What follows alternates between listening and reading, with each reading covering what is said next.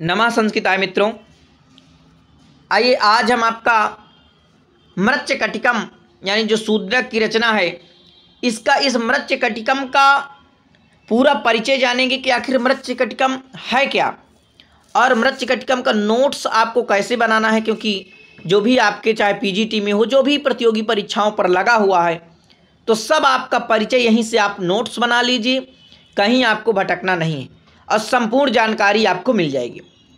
ठीक है, तो देखो पहले हम जानते हैं, क्योंकि मृच्छकटिक एक रचना है, प्रकरण है ना, तो इसमें आपके कितने अंक हैं भाई? 10 अंक हैं। ये परिचय हम बाद में जानेंगे। पहले हमें क्या जानना चाहिए कि आखिर इसके लेखक कौन है, इसे कौन लिखा मृच्छकटिक को?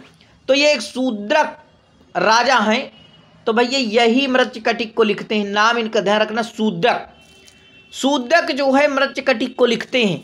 अब इनके कुछ उपनाम हैं। अरे भाई क्यों इधर चल रहे हो? इनके जो है कुछ उपनाम है, इनकी कुछ उपाधियां हैं, तो वो आपको ध्यान रखना है। देखिए इनका जो है एक प्रश्न यहाँ से, इनका अगर वास्तविक नाम आपसे पूछ ले, वास्तविक नाम क्या है? देखिए ये अभी मैं आपको शूद्रक का परिचय बता रहा हूँ। ये जो शूद्रक है इसका परिचय आपको नोट करना है, कैसे प्रश्न यहाँ से बनेंगे। इसका पूछेगा कि शूद्रक का वास्तविक नाम क्या है, तो आपको बताना शूद्रक का वास्तविक नाम सिमुक या सिमुक था। ठीक है, ये आप ध्यान रखना। शूद्रक के परिचय में अब आपको जानना है कि भाई शूद्रक का समय क्या है। तो देखिए शूद्रक का समय जो है प्रथम शताब्दी ईसा पूर्व है। कालिदास का भी प्रथम शताब्दी ईसा पूर्व माना जाता है, लेकिन कालिदास के समय पर ज़्यादा विभ्रांतियाँ हैं। अच्छा, अगर इनमें से सबसे पहले आपको रखना पड़े तो पहले आप भास को रखिए। ठीक है, भास को संस्कृत का प्रथम कवि माना जा रहा। ठीक है, तो पहले आपको भास को ही रखना। अब तो इनका सिमुक या सिमुक जो है इनका जो है वास्तविक नाम है। अच्छा, ये जो है 100 वर्ष और 10 दिन तक इनकी जो है वो आयु रही है, यानी 100 वर्ष तक यानी 100 वर्ष तक भाई जो है शूद्रक राजा आपके जिए। प्रथम शताब्दी ईसा पूर्व इनका समय माना जाता है। शूद्रक ने स्वेच्छा से आत्मदाह किया था। ये जो शूद्रक है इन्होंने अपने मन से ही जो है क्या किया? आत्मदाह किया। शूद्रक देखिए महापराक्रमी, सुंदर आकृति वाले एवं ब्राह्मणों में श्रेष्ठ थे। तो ये जो शूद्रक थे, तो शूद्रक से आप ये ना समझ लीजिए कि शूद्र थे, तो ये क्या थे?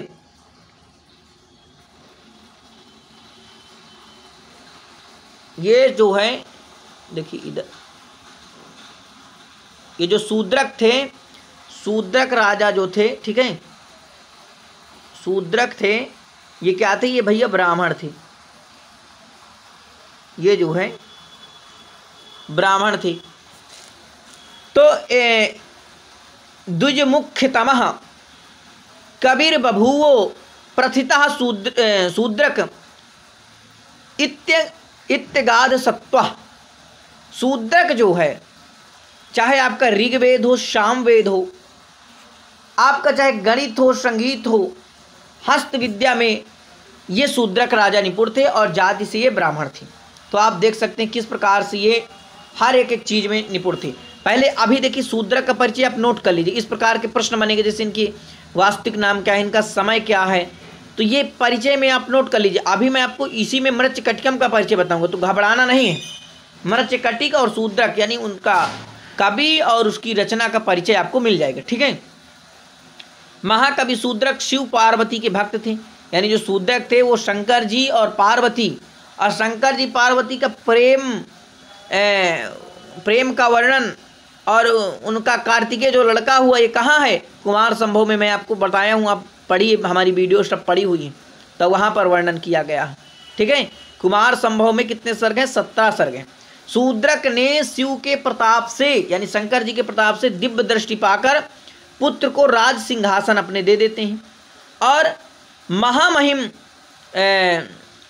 शाली अश्वमेघ यज्ञ भी जो है शूद्रक करवाते हैं। देखिए शूद्रक मृच्छकटिक शूद्रक की एकमात्र रचना है, यानी जो ये राजा शूद्रक हैं इनकी केवल एक रचना है, जिसे प्रकरण भी कहा जाता है। मृच्छकटिक क्या है? प्रकरण है और 10 अंकों का है। तो इनकी शूद्रक की एक ही रचना है मृच्छकटिक। शूद्रक प्रथम नाटककार है। ये जो है शूद्रक प्रथम नाटककार हैं जिन्होंने तत्कालीन सामाजिक व्यवस्था को ही अपनी लेखनी का आधार बनाया। तो इन्होंने क्या किया कि भाई जो इनके समय की जो सामाजिक व्यवस्था है उसको इन्होंने अपने लेखनी का आधार बनाया और ये प्रथम नाटककार माने जाते हैं। अब थोड़ा आपको जानना है इसमें जो आपका ये किस रीति को प्रिय करते थे, तो वैदर्भी रीति को शूद्रक चाहते थे।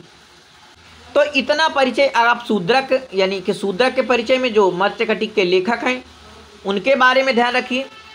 अब मृच्छकटिक का सामान्य परिचय आपको नोट करना है। आप देखिए बड़े अक्षर से लिखिए भैया मृच्छकटिकम, मृच्छकटिकम इस प्रकार से लिखिए। अब मृच्छकटिकम का नोट्स आपको बनाना है इस प्रकार से। पहले जानिए कि इसके लेखक कौन है। शूद्रक। विधा में एक क्या है तो पूछा जाता है कि विधा में क्या है, वहाँ 4-5 ऑप्शन दे देते हैं तो आपको भूल जाता है। ये भैया प्रकरण है, ध्यान रखिए। और इसमें कितने अंक है तो 10 अंक हैं आपके, ये भी आपको ध्यान रखना, ठीक है। प्रधान या अंगिरस कौन सा, तो देखिए शूद्रक इसमें जो है यानी कि श्रृंगार रस का प्रयोग करते हैं। तो प्रधान, और क्योंकि वैदर्भी रीति है और वैदर्भी रीति के लिए कालिदास भी आपके जाने जाते हैं, ठीक है, ध्यान रखना। गौड़ या अंगरस इसमें हास्य भी है, करुण भी है, भय है और अद्भुत भी है। इसका उपजीव क्या है, तो ये जो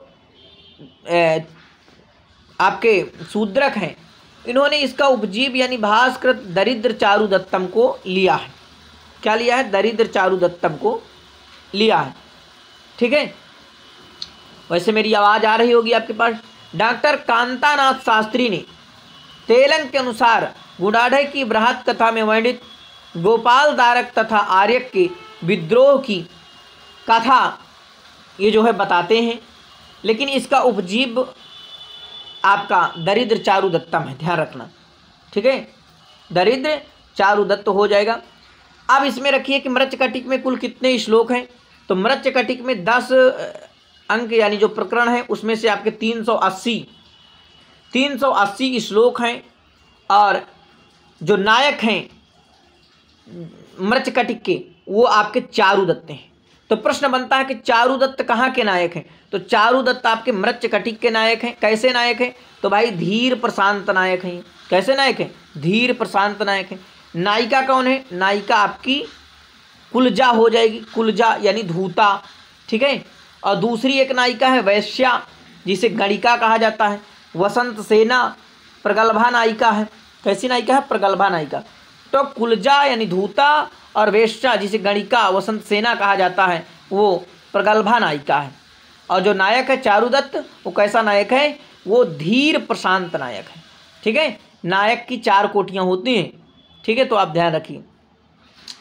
इसमें प्रतिनायक कौन सा है, तो भाई इसका प्रतिनायक साकार है, ठीक है, संस्थानक है।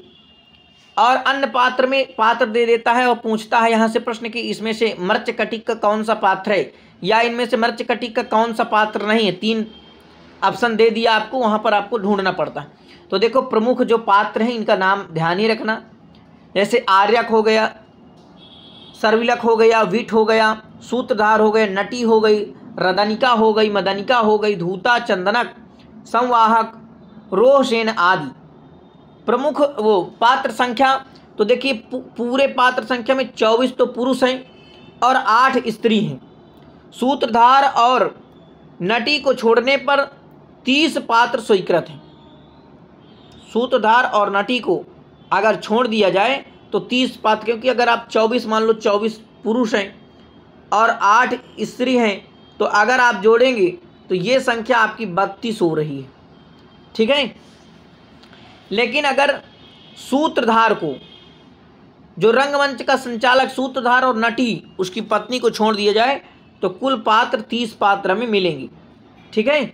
मंच पर ना आने वाले पात्र कौन से हैं, देखिए तो जूणवृद्ध ये भी मंच पर नहीं आ रहे, पालक, रेबिल और सिद्ध ये जो है मंच पर नहीं आने।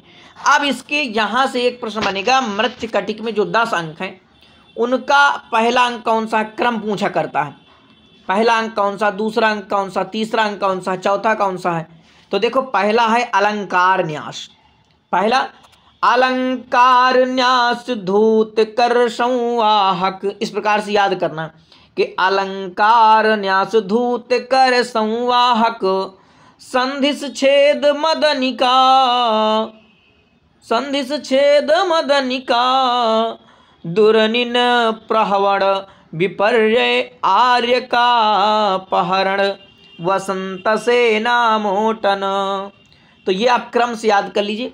और मोबाइल नंबर की तरह जैसे पहले में 58 है प्रथम अंक में, और दूसरे अंक में 20 हैं, तीसरे अंक में आपके 30 हैं, और मदनिका यानी सर्वलिक जो चौथा अंक है उसमें 33 हैं।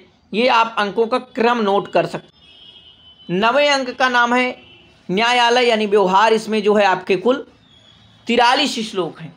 और जो 10वां अंक जिसका नाम संहार या उपसंहार कहा जाता है उसमें 61 हैं। कुल आपके 380 हैं। कुल कितने हैं? 380।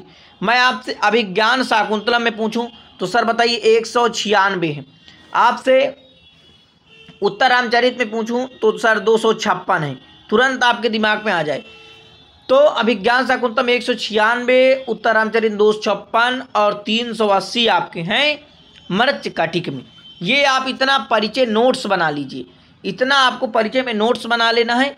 अगर इतना आप नोट्स बना लेते हैं तो आपका जो भी प्रतियोगी परीक्षा में जो सामान्य परिचय पूछा जाता है वो आसानी पूर्वक यहीं से मिल जाएगा। बहुत बहुत धन्यवाद आप सभी का। नमः संस्कृताय मित्रों।